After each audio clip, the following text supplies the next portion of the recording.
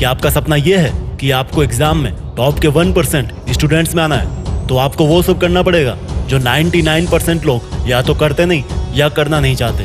उन विचारों से बाहर निकलना पड़ेगा जिनसे 99% स्टूडेंट्स या तो निकल नहीं पाते या निकलना नहीं चाहते।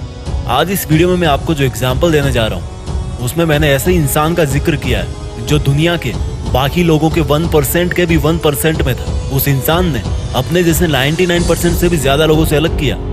क्या आप जानते हो जिस संविधान के आधार पर आज ये देश चल रहा है वो किसने लिखा था? एक वो मासूम सा बच्चा जिसको दलित होने के कारण स्कूल में बहुत सारी कठिनाइयों और पक्षपात का सामना करना पड़ा। स्कूल में जहां पर दूसरे बच्चे पानी पीते थे वहां पर उसको पानी के बर्तन छूने तक की इजाजत भी नहीं थी, लेकिन इसके बावजूद वो बच्चा पढ़ाई में सबसे अव्वल था। उस समय में वो अपने इलाके का एकमात्र ऐसा स्टूडेंट था जो परीक्षाओं में पास होकर हाई स्कूल पहुंचा था।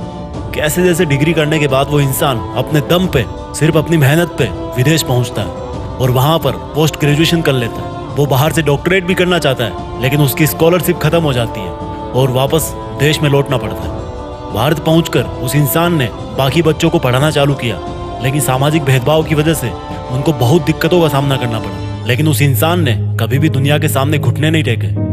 लाख मुसीबतों के बावजूद भी वो इंसान आगे बढ़ता गया और एक दिन आजाद भारत ने उसी इंसान का लिखा हुआ संविधान अपनाने का निर्णय लिया।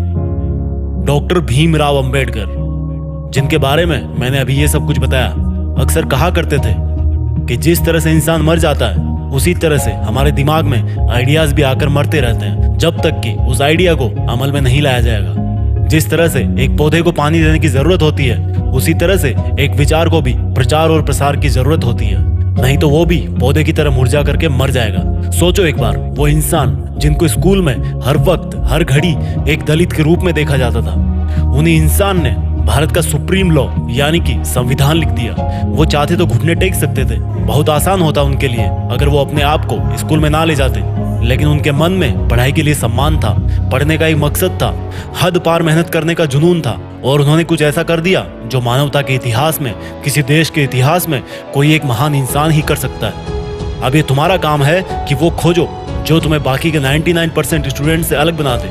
चाहे वो एक मकसद हो कुछ पाने का, हासिल करने का, या फिर एक मकसद हो किसी बदलाव का। खोजो, ढूंढो और लगे रहो। देश में अपना नहीं बल्कि दुनिया में देश का नाम करो।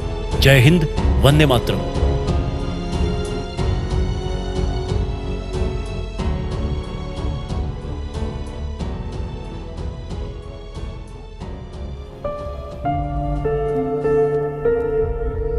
जीत फिक्स।